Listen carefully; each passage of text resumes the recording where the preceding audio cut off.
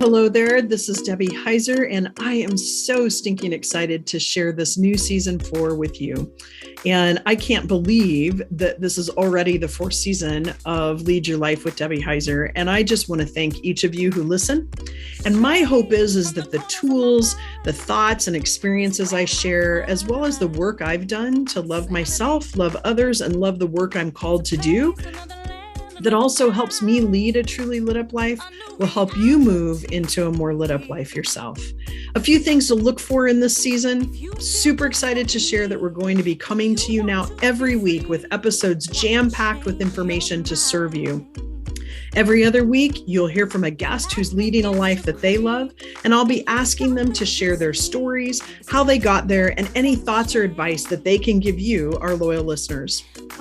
We have new music too, and I'm so thrilled to introduce this song called Ride, sung and co-written by my friend, Miss Jackie Wilson. And she, along with her collaborators, Tyler Banks, David DJ Lee, and Chris Renee, are super talented and generous, as this song fits perfectly into the thought of stepping into your best life. To follow any or all of these talented folks, check out the show notes for their social handles. Thanks again for listening. Enjoy season 4 and do us a solid and leave us a rating and a comment to help us be able to share more with people across the globe. Now, let's get started with this episode. You're the only one who really can transform your mind. Hey there, welcome back to this episode of Lead Your Life with Debbie Heiser. I am super excited. I know I say that every time, but I'm really, really excited to talk to Rachelle this morning. Rachelle and I got to know each other through Gonzaga University, and you've heard a few other podcasts with other guests that is the same thing. But she is actually the founding director of the Center for Lifelong Learning. And that's how I met her, through mutual contacts. I think we had talked a few times maybe, or met each other, but through mutual contacts, Rachelle reached out to me about teaching a certificate in servant leadership course through, is it course? Is that what we call it? I should know better. Okay, thank you. That's when we started to work together. We kind of actually developed it together, and I just adore you. And I am so happy that we have connected, and hopefully this will continue to be a lifelong. I think if I lived in Spokane or you lived in Sandpoint, we would be friends that did things together more often. So at least that's how I feel about it. And so I'm going to ask Rachelle to introduce herself. But Rachelle, part of why I asked you to be on this podcast, and I share this with my listeners around what's interesting to me. You have this like past where you spent time in other countries doing some service work there. You have this heart for service around like helping other people. And I think I'm using words that you even said before we got on this podcast, step into the best version of who they are. And to me, that is just really interesting in what you do to have that happen. So take a few moments, tell the listeners what you do in this world and how you serve the world, and then we're just going to have a conversation. Sounds great. Thanks, Debbie. And you're right. I think we got connected a few years ago when I was working with a committee at Gonzaga to develop a certificate in servant leadership, and was looking for the right person to teach this course, because for me, I always ask myself, who brings passion to it, but who can leave a student with really practical takeaways of how can I use this information in my life and in my job. And I was talking to a faculty at Gonzaga, and they said, oh, you need to talk to Debbie Heiser. So that's how we got connected. And I'm so glad that that introduction was made, because I have found our relationship to be so fruitful and productive. And every time we have a conversation, I'm like writing dozens of books that I need to read. I have Post-its all over my desk of books that Debbie has recommended to me. In addition to these like just truth bombs that you'll sometimes share with me. And so I'm grateful for that relationship. And I appreciate the chance to talk with you. I am the founding director of the Center for Lifelong Learning at Gonzaga University. It is designed to be a hub for continuing education, professional development, and personal enrichment. This is a new endeavor for Gonzaga because the university has always prioritized undergraduate and graduate education. But recently, especially over the past 5 years, we have had so much value and enjoyment of reaching out to adult learners to creating new programs for people that are wanting to come back to college, but not necessarily get a master's degree, but just wanting to keep learning, or people who don't have a college degree, but want to have some kind of credential, or want to do some kind of learning as an adult. So to be able to open our doors to people from all different backgrounds, that's educational backgrounds, socioeconomic backgrounds, even geographical backgrounds, that gives me a lot of joy to see the way that we are expanding our boundaries of the university. Before I came into this role, I was in the School of Leadership Studies at Gonzaga, and I was serving as the Director for Leadership Training and Development. So I got to spend a lot of time with companies, nonprofits, other organizations to help them just reinvigorate their leadership or to solve problems that they were facing. We had a cadre of just incredible practitioners and consultants that we would use for different projects on behalf of the university to come into these different organizations. So a lot of subject matter expertise and experience that we were collectively able to bring together to support organizations all over the Northwest. But I just want to pinpoint something that you mentioned earlier in your introduction, Debbie. Before I came to Gonzaga in 2013, I was in Kenya. I had been in Kenya for 8 years. I had moved there when I was 25 on a one-way ticket. Okay, I have to ask though, why? Like, what was that about? Yeah, why on earth would I do that? It's a kind of a part of a longer story, but I'll make it short. I had spent a year in Ethiopia when I was 19, taking a break from college. And it was the most transformational year of my life. To this day, that year in Ethiopia is one that I always look back on as kind of a year of a bliss, where I learned so much. I lived with 5 Salesian sisters on a mission in this rural town in southern Ethiopia. And I got to teach English to secretarial students and typing, which was funny because when I arrived, I actually didn't know how to type. I had never taken a typing class, but I had to teach myself to type in order to teach the students to type. So I was keeping ahead of the students in the textbook, like in the training manual, by about 2 pages.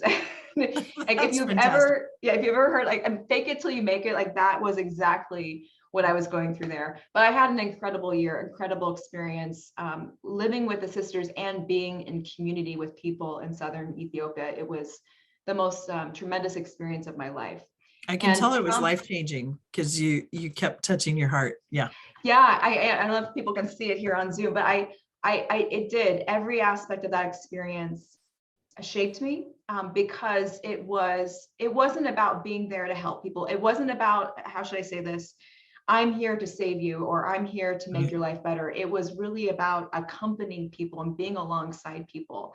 And in that year in Ethiopia, I visited so many homes and had so much coffee. Oh my gosh, so much Ethiopian coffee, so much food. I had a group of students that were around 16, 17 years old, these boys that just wanted to learn English.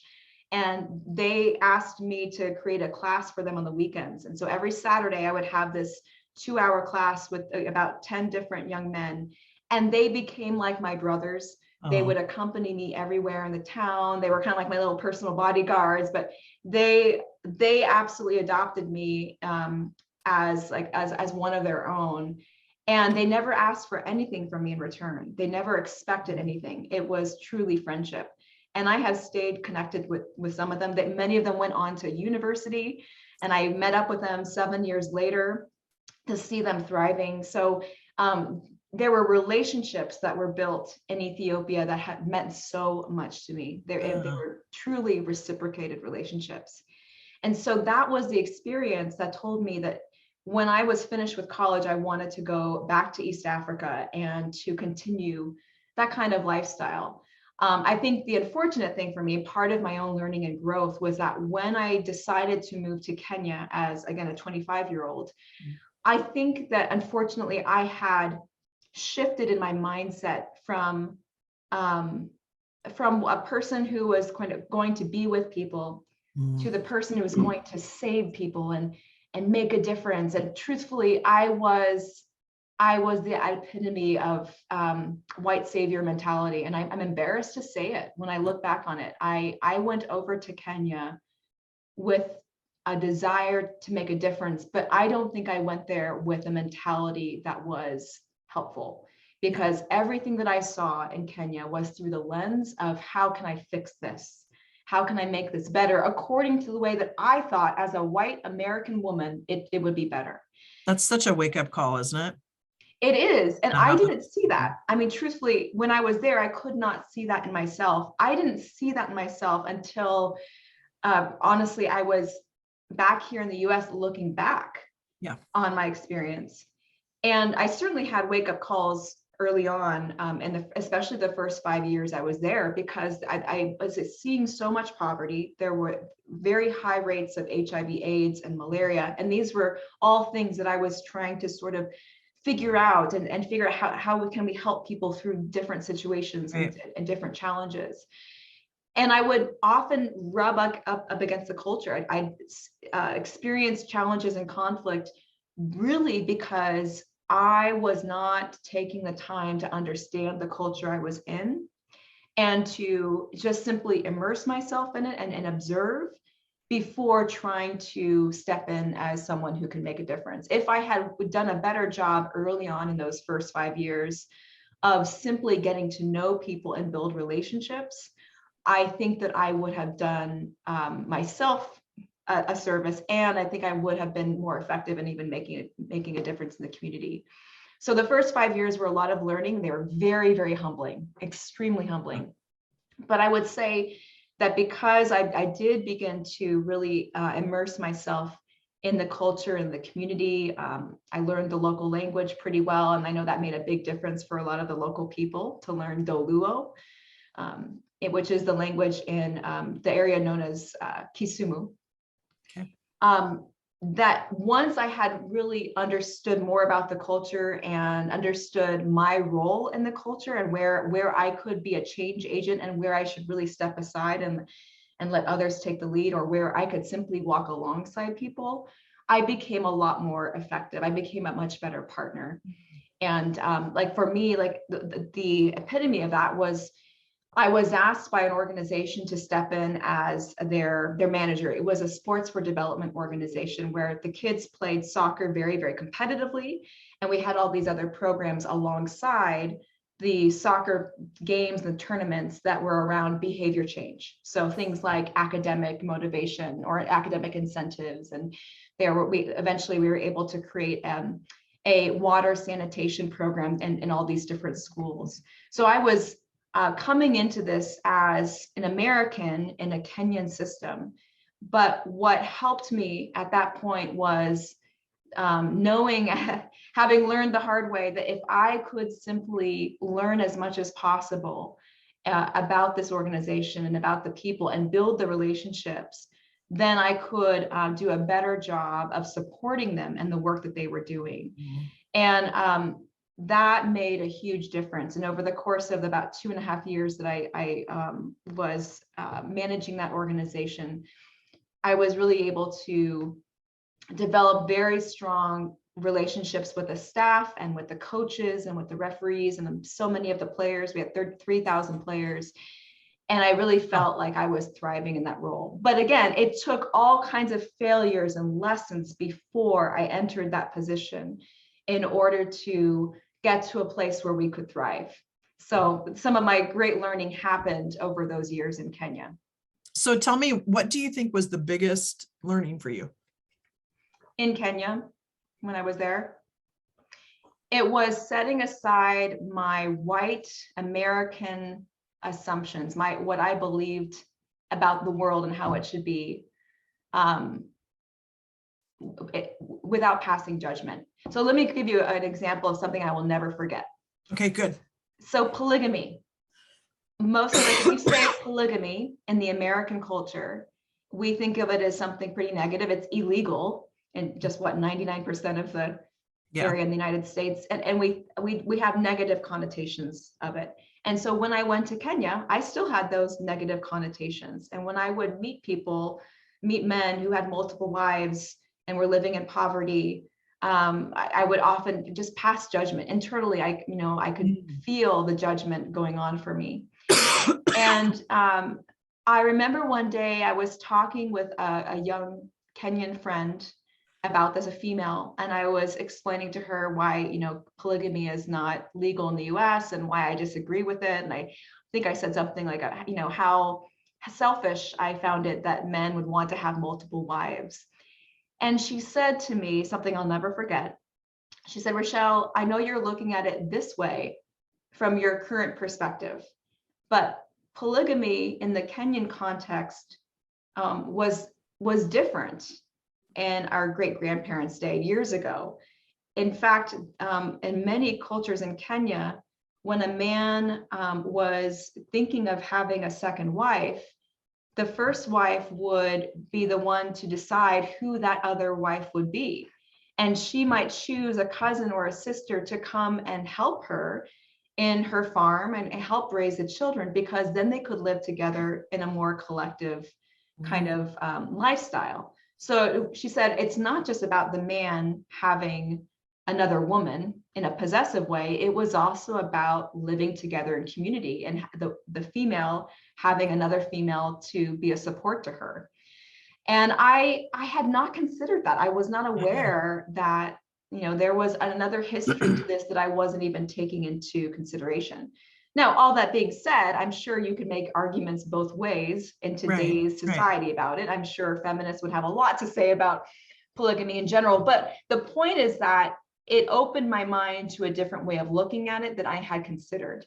And I've had to learn over and over and over and again in my adult life, relearn constantly that before I make a judgment, I need to ask questions. I need to be curious. I need to set aside whatever preconceived notions I have, because that's where the learning is. Yeah. And that's hard to do. It doesn't come naturally to me. Does it come naturally to you? No, well, yes and no. What I mean by that is, being a coach, I have such a huge curiosity that I ask a lot of questions and I try to listen. And so there is that piece of me that's kind of hardwired to be curious. But to that point, it's a reminder, because I also had an experience when I went to Mexico where I woke up and said, oh my gosh, I'm coming in here as a rescuer, which I think we in American society really feed into that victim game and try to be rescuers all the time. When in fact, that's a whole nother conversation. But when we look at that, I want to go somewhere with this, because yes and no on that question that you asked me. But it sounds like to me, what I'm hearing you say is it's so important to walk in, build relationship with people, and not come at it through the lens of judgment, but with the lens of curiosity to understand people. And so looking at the state of the world today, right? Like when this podcast comes out, it's going to be the middle of June. We've just gone through a pandemic.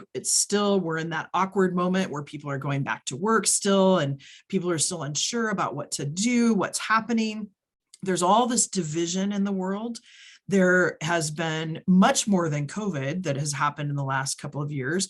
We've got Russia and the Ukraine right now, all of these things happening that have really polarized. And what I'm thinking about as you were talking is that each is coming at it with this idea that they're going to rescue the other, that their idea is the right idea, which has really, in my opinion, been part of the polarization, versus let's do some collective thinking here and come up with the best of the best.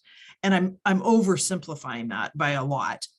But when I think about that and the critical role of leaders, and I know this is a passion of yours because we talked about this before the podcast started. Talk to me a little bit about what you see and where you see leadership making a difference, I guess, as we move forward from this polarized particular nation, right, and world. Yeah. This is something I've been thinking a lot about. It's on my mind constantly. I want to just share something I saw a couple of years ago. I was on Facebook, like a lot of us on social media. And you know how it is on social media. If someone posts something a little controversial, then it inevitably leads to the pile-on of comments. Some people who agree and all the reasons they agree, and other people who completely disagree, but pile on with often insults and and personal attacks, and it just becomes ugly. And I think that's why a lot of people leave social media, because they say it's just toxic, it's ugly. Yeah. And it doesn't have to be that way. So a couple of years ago, I was on Facebook, as I said, and one of my former undergrad students had posted something on Facebook about her belief in pro-life. She's a pro-life activist. And I knew that she had this stance. Even when she was an undergrad, I remember that this was something that was really important to her. And there were some comments there that were, for and against, and some that were a little inflammatory, as you would expect. And then another one of my students who had been in the same class as her posted a comment. And I watched what happened in this thread as these two women, at this point in their probably mid-20s, had a conversation about the different ways that they looked at pro-life and pro-choice. I don't even remember fully the content that was in that conversation. What I remember about it was the tone. The tone of the conversation was one of respect. I heard them trying to understand each other, like one person asking the other an open-ended question, the other person responding. It felt like there was this curiosity behind this comment thread that was helping each other better understand where they were coming from. And at the end of the day, I don't think either of them changed their minds. I think both of them still have the same stance, but they have a better understanding of why the other person has that stance. And I think for a lot of us, the stance that we take on issues is because of our personal experiences, because we have a lived experience that roots us and why we believe in something or why we don't believe something. And what just encouraged me so much was to see these two young women modeling a different way of having a conversation on something that we disagree about. And I commented, I said, I'm just so impressed with the way that you are engaging with each other. It doesn't even matter, if you disagree. It's about the civility and the respect that you're showing each other. And then one of them said something to the effect of, well, this is what we learned in your class. And I was, talk about best moments in your career. Like, yes. Because when I was teaching an undergrad leadership class, we focused on courageous conversation. That was one of the elements of our class, because I really believe that we are not taught in our American school system, for the most part, how to engage effectively with people when we disagree. I think those kinds of communication skills are often bypassed, and that we just often learn those things by chance, like by experience for most of us. Some of us have gone through courses and trainings and workshops like crucial conversations or nonviolent communication workshops. So there's all kinds of ways that we can get that information if we really want it, but it's not something that's embedded into our educational system. And that's not a part of our culture. It's not part of our culture. Exactly. It's not part of our culture to learn how to engage with civility and respect. So which is why in the undergrad class that I was teaching, and especially now in the work I do with certificates, with continuing ed, I really believe in the importance of grounding people in courageous communication strategies, skills to have tough conversations on things that we disagree with. And it's personal to me because I naturally suck at it. Can I just say that I just naturally suck at it? It does not come easily to me. I've had to teach myself over and over how to get better at it. And I would say I've moved the needle a lot for me, but that needle was over here when we started. Right. So I think I'm probably right about here now. And I'd like to get there. And so it's a continuous process. I have to practice that more than anything with my family, with one particular person in my family where the relationship is often strained because of how differently we look at the world, how differently we look at the world. So with this person, I'm constantly getting practice. And I've noticed that we have gotten better at communicating as I have been practicing the skills, because once I get to a place where I can model a different way of communicating, the other person starts to see a different way of communicating as well. And so the modeling has almost allowed this opportunity in the relationship for new ways of communicating together. It's not just me who shifted, the other person shifts as well.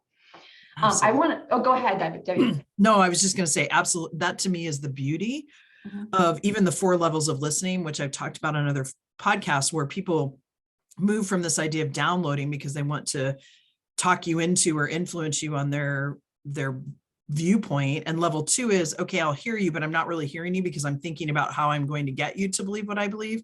And then the 3rd level of listening is really about being open to hearing the other person.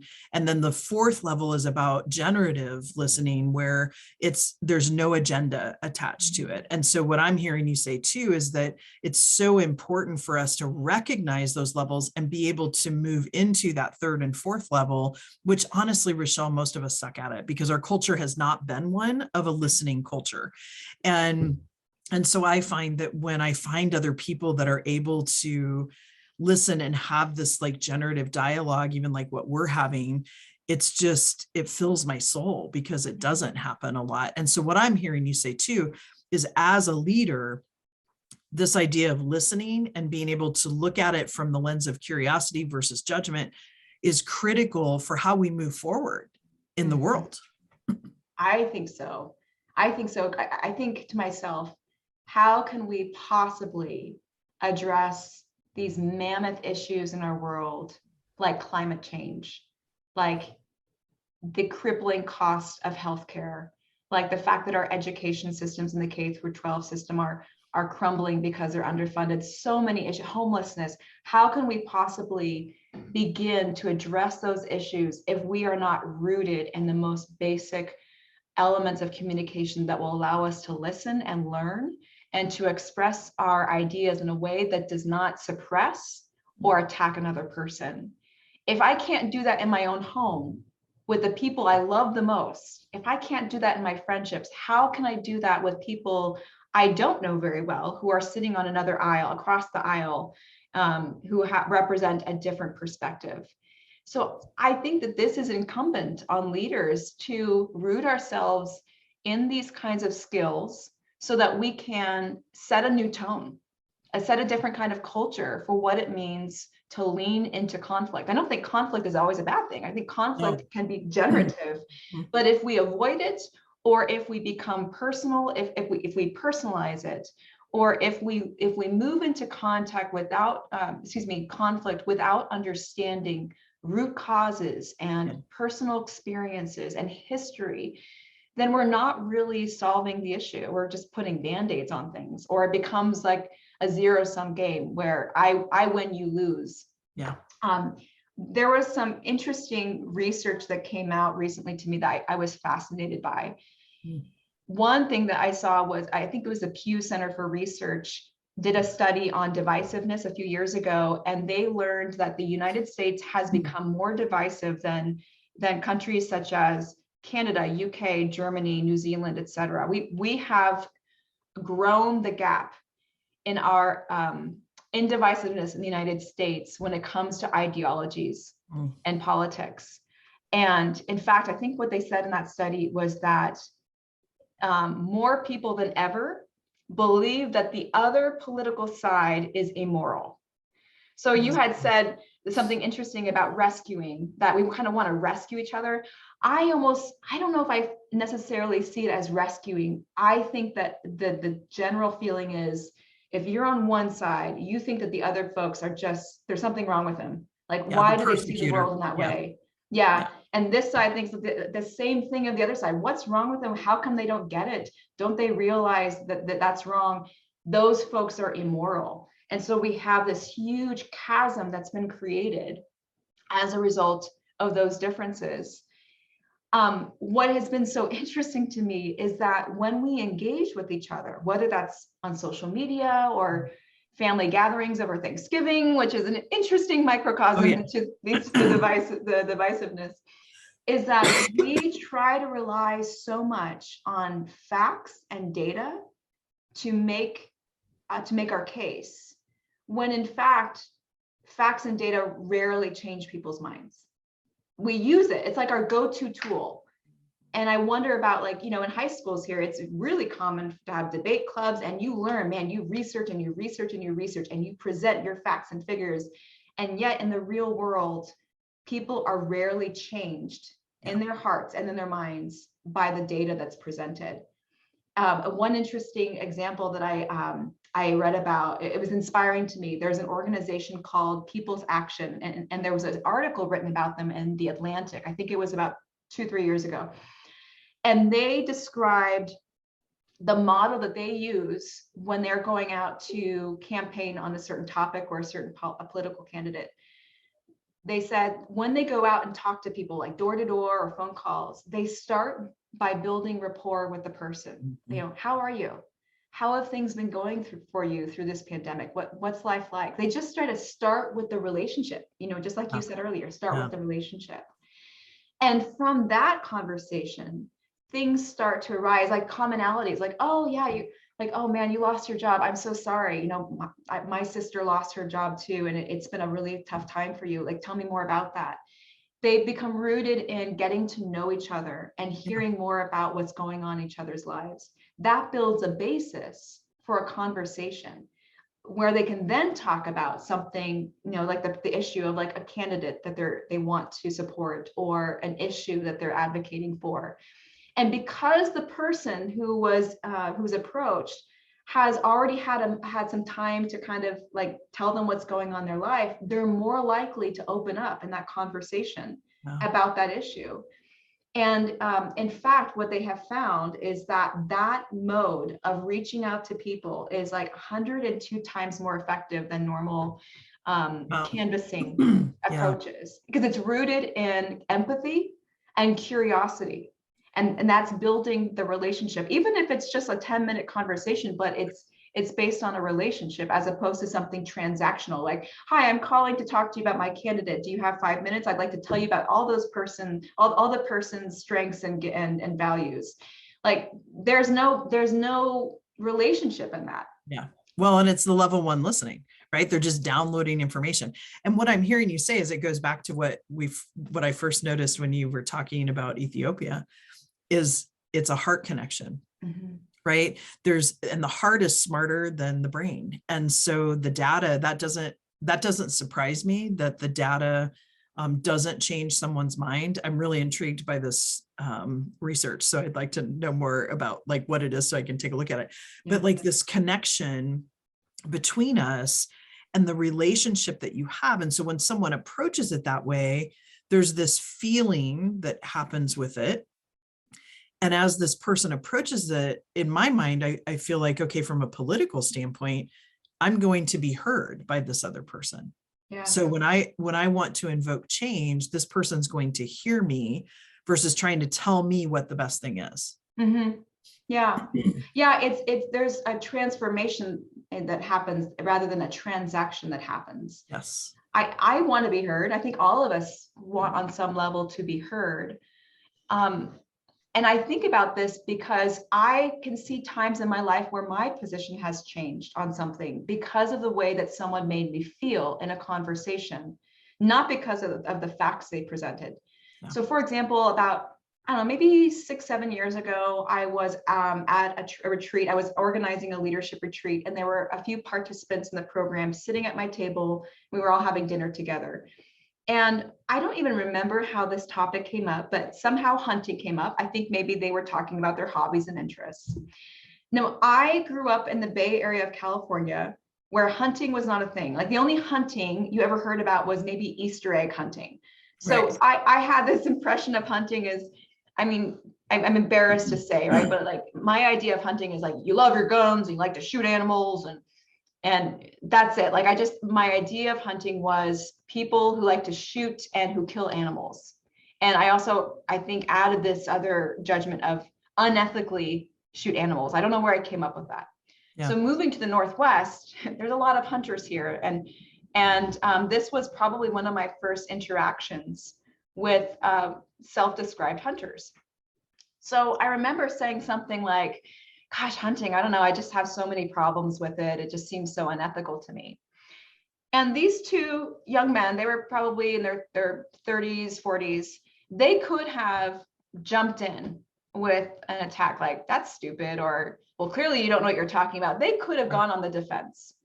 But what they both did, to their credit, was they asked me some questions like, you know, so what's your impression of hunting, or where are you getting that particular narrative about it? And I kind of explained what I was thinking about it.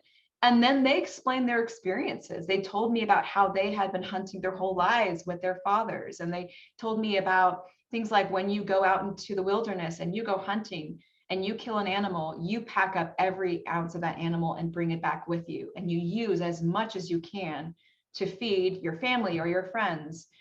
Or that if you were to shoot an animal and it wasn't a clean kill, you'd be responsible for making sure that that animal was killed so that it wouldn't be suffering. Those were things that I didn't know. Yeah. And they shared that with me, but they shared it in a way that didn't make me feel stupid. It was through their lived experiences, their personal experiences, but also like they did ground it in some evidence, but they did it in a way that was respectful.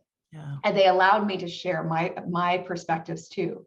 And by the end of that conversation, 20 or 30 minutes later, I was like, wow, I clearly have a lot to learn. I was looking at this in a biased way.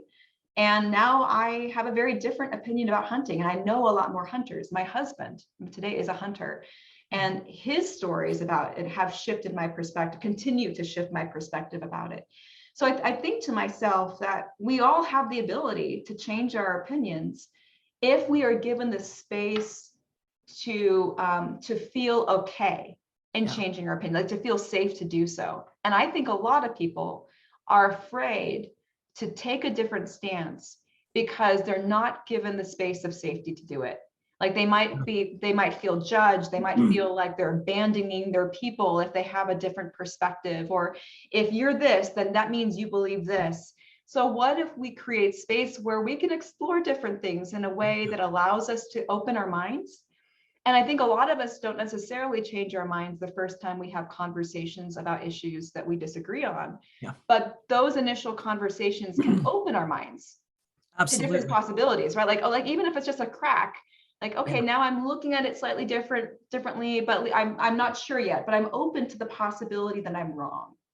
Yeah. And kind of what I hear you saying too, Rachelle, is it's almost as if, and for those of you listening and not watching, I have my hands kind of separated apart, where there's this separation and this divide, and you can even fundamentally not change your mind, but start to tweak your thought so that we come closer and closer together and come up with then, when I say the best of the best, is like this collective thinking. And I do think it's important to have a diversity of thought process around things when you're collaborating to bring forth something in the world. But we've moved away from that more collaborative effort to I'm right, you're wrong. And so I love this approach of what you're saying as far as opening up and being able to have this modeling safe conversation, modeling what it means to be open to hearing other people. And that is going to be critical as we move forward in leadership. And it's something I think worldwide will be something that we're called on as leaders to do. So Rachelle, thank you for modeling what you talk about as important to you, because I've seen it numerous times, even on this podcast. So, and with that, I want to ask you if there is anything you want to just bring up as we come to a close around Gonzaga, what's being offered, anything exciting that you want to say, and where people can find out more about you or Gonzaga and what's happening in the world there. Thanks, Debbie. I love that opportunity to talk about our programs because I'm so passionate about what we do in our continuing ed programs.